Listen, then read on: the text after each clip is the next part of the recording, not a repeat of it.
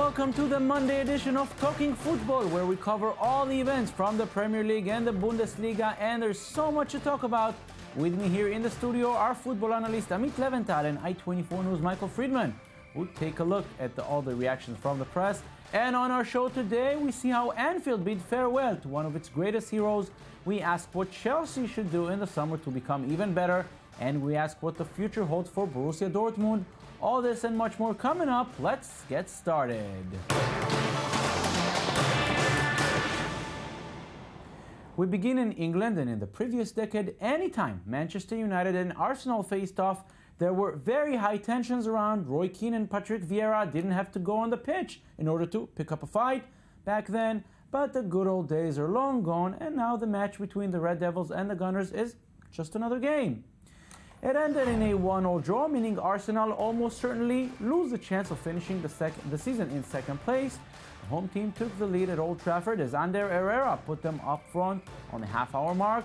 The visitors got the equalizer after the break.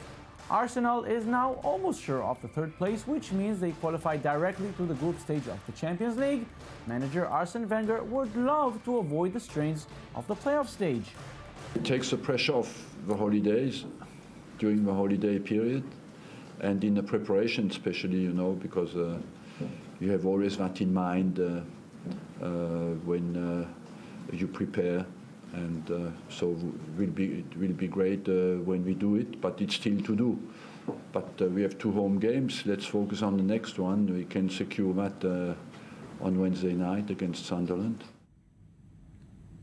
Amit, I'm not an Arsenal fan and I'm not a United fan, but how much I miss those games when Roy Keane and Patrick Vieira pick up that fight in the dressing room. You knew this is something to watch. Yeah, we had the Pizzagate as well. There were times when these were the 2 most successful clubs in Wenger British and football. Sir Alex and Roy Keane and Vieira. You don't have this ferocity anymore. You don't have the same tense rivalry between the 2 clubs that used to be.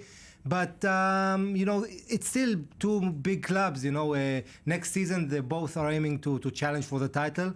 And, this is, round 37 out of 38, so it's the end of the season, and, anytime it's either this very decisive match, or it's, a match that they don't have much to play for. It's pretty clear where both teams are going to end. Yeah, but the main, I think Arsenal, going into the end of the season, they look like they're hungry and they can be ready for next season, a title challenge. United need to do some, I think, improvements. They need to reshuffle a little bit, but they also have the potential, especially the financial potential to challenge the title next year. The question is, what kind of a season it was for United? It was better than the previous one. They made it to the Champions League, probably the playoff stage.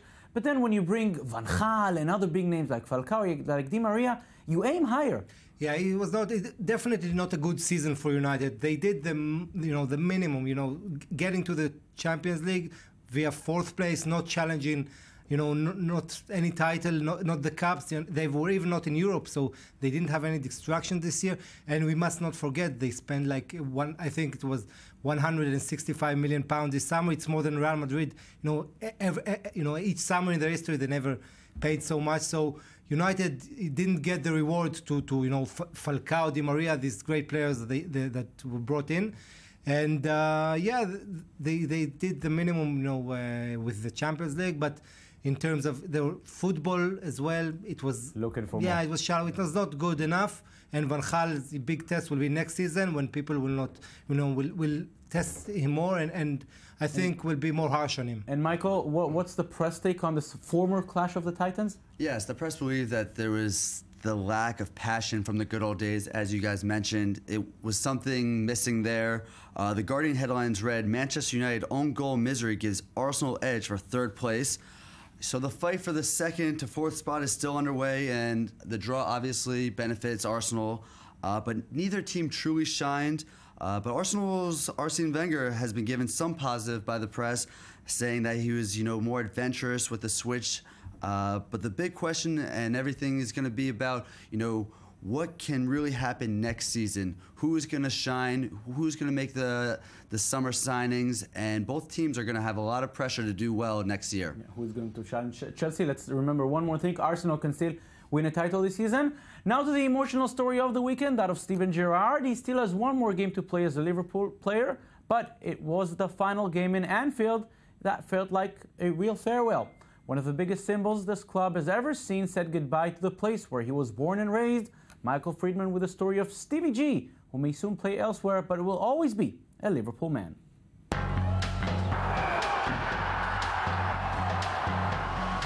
One of the greatest Liverpool footballers to play for the Reds has capped his very last match at Anfield, the place that groomed him into the man he is today. A local boy from Merseyside, the midfielder could have played anywhere in England but chose his childhood club. Stevie G made his first debut on November 29, 1998 at the age of 18 in what would be the beginning to a long and prosperous career. Gerrard played in 709 matches, scoring 185 goals, lifting 11 trophies in total with 3 League Cups, 2 FA Cups, 2 Super Cups, 2 Community Shields, 1 UEFA Cup, and 1 Champions League Cup. The most memorable trophy for the skipper was the 2005 Champions League final in what was a dramatic comeback against AC Milan. But the skipper's final match at Anfield was the most emotional, and despite losing 3-1, it was still a special goodbye. Over the last 17 years, from top to bottom, there's no order. There's too many people to name. I'd like to thank all my teammates today in the squad, even the players that never got on. All the ex-players that I've played with over the years, you know, they've made me the player I am today. But I have to say my last thank you to the most important people at any football club, but these supporters stand out more than any of them I've experienced. The Liverpool manager also recognized the fantastic send-off by the supporters. The support he got was absolutely brilliant, and probably what he would expect, having been a wonderful player here and given his all for the club. So in terms of that, it was fantastic for him and his family, and a special day for him. I've always said he is a player and a person that's irreplaceable for the club. What he's given over his time here, and the standards that he set is second to none. The great Stevie G is leaving Liverpool at the end of the season and embarking on a new endeavor in America with the LA Galaxy. But who knows, maybe we'll see the Liverpool hero back at the club one day in the future. Amit, Brendan Rodgers says irreplaceable. Is he irreplaceable?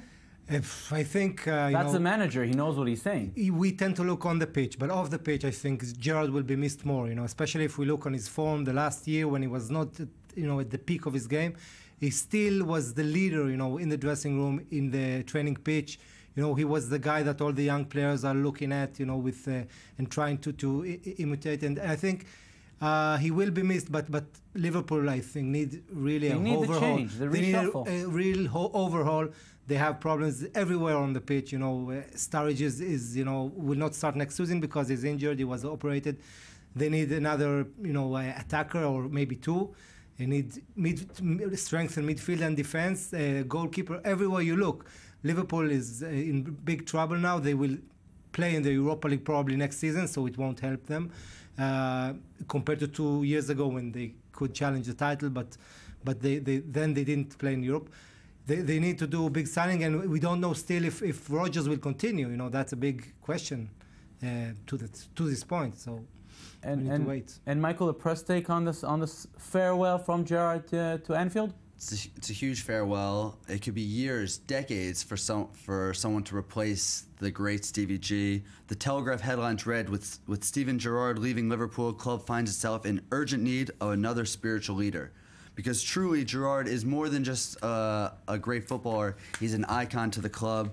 And there's no surprise the support that he received at the match and also via social media. Suarez and others paid tribute via Twitter to the Liverpool captain. Words such as, "Thank you, legend, for all you made me live in Anfield and for the joy you have given to the football world." Other footballers like Yossi Benayoun said, "The greatest player I've ever played with, a true legend." So everyone who's played with him, who've played against him, they're all showing their support, and it'll be a really tough challenge for them to find someone like him. Yeah, I think they build on Jordan Henderson. Of course, he was not born and raised in Liverpool as Gerrard is, but he's plays in midfield and a similar role to Gerrard. I doubt it if he has the same qualities as Gerrard had when he was younger. to lead this Liverpool club. And and we must remember as well that young player, young talent as Raheem Sterling is in doubt leaving this summer. So many questions at Liverpool now after Gerrard's depart. Yeah, and Liverpool will definitely go through some big changes in the summer. One club who may not be too active in the transfer period is Chelsea, at least according to what manager Jose Mourinho had to say ahead of their match tonight against West Bromwich. I'm in a different position than last season, because last season I was more than keen for my club to sell some players, and in this moment I'm very, very happy to keep my players. So the base last year was to sell some, to buy some, and the base this season is to keep my squad. So, Jose Mourinho says, I'm not going to do major changes. Are they good enough to go ahead next season? Because a Premiership will not be enough. Now they need the Champions League. Yeah, but look at Juventus. They have the same spine of the team for several years, and with time, they have better communication on the pitch. They are developing, getting better. And Chelsea can do exactly that, because they were only knocked out on away goals. Let's remember that. Yes, by PSG, not by Barcelona or Real Madrid. But they have a great squad. Okay, they have a great starting 11. Yes, they need another striker, maybe because Drogba as the backup is not good enough. We saw that he's aging, and Diego Costa is not. Is injury prone. So they need another striker that's definite. Maybe another midfielder. Instead of Ramirez, who is a sub, but maybe is not good enough anymore. And a backup to John Terry, who's getting older, but still is a fortress in defense. So. Yeah, they don't need so many changes. They only need backups and stuff. Little adjustments. Like for example, Juve brought Morata last summer. Not big changes, but one that can make the difference. And Chelsea can move on. The other teams need to show up. Catch up with them. Yeah. So at least according to what Jose Mourinho says, no big changes at Chelsea. And here are all of the weekend's results from the Premier League. A new record was set for the fastest hat-trick ever in the Premier League as Sadio Mane scored 3 goals in just 2 minutes and 56 seconds. Southampton crushed Aston Villa 6-1. Tottenham beat Hull City 2-0 in White Hart Lane. And Manchester City are almost assured of a second place at the end of the season following their 4-2 victory in Wales over Swansea.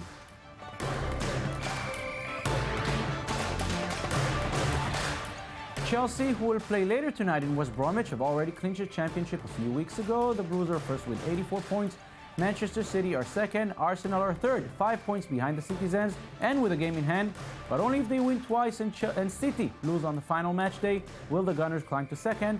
Manchester United will probably finish the season fourth, which means Champions League playoff stage.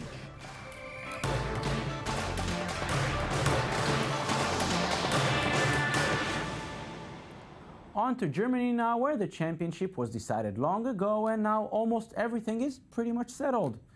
Champions Bayern Munich lose for the third straight time in the Bundesliga, which of course does not mean much for the standings, but does mean the season will end on a somber note for Pep Guardiola and his players.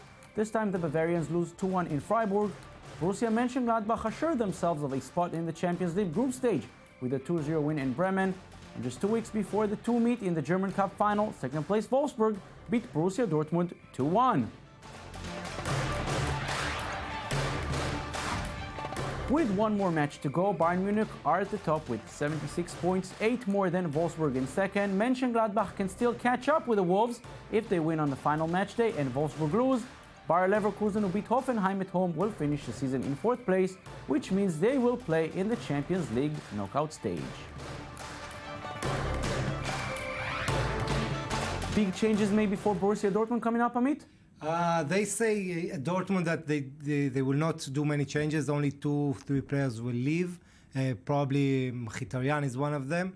But they have a new coach, Thomas Tuchel, who reminds everyone of Jurgen Klopp. He also was the young Jurgen Klopp. Exactly. So we want to see something different. To see what is special about him that is not Klopp type, and we'll see that. I don't think there'll be many changes, but Dortmund, it's a big challenge because they are not playing Champions League football next season, so they need to regroup, and keeping Marco Reus will be a major asset for them, because Marco Reus, Bayern wants him. He's not, his price is not that high. And at least on paper, he prolonged his contract with Dortmund. Yes, of course. But of course, when Real Madrid comes at the door, and we know what's going to happen in the summer. Every summer is the same. The big clubs in Europe, they seek new stars, and we saw that each and every of the last summers, we saw big stars moving to the big teams. So. And Marco Reus is one of them, so they need to be careful. We will look at it also. Amit Leventhal, Michael Friedman, thank you for being with us today, and we will be here with us tomorrow for our Tuesday edition. That's it for the Monday show. You join us also again tomorrow, where we follow all the events from Spain and France. Till then, thank you for watching, and have a beautiful day.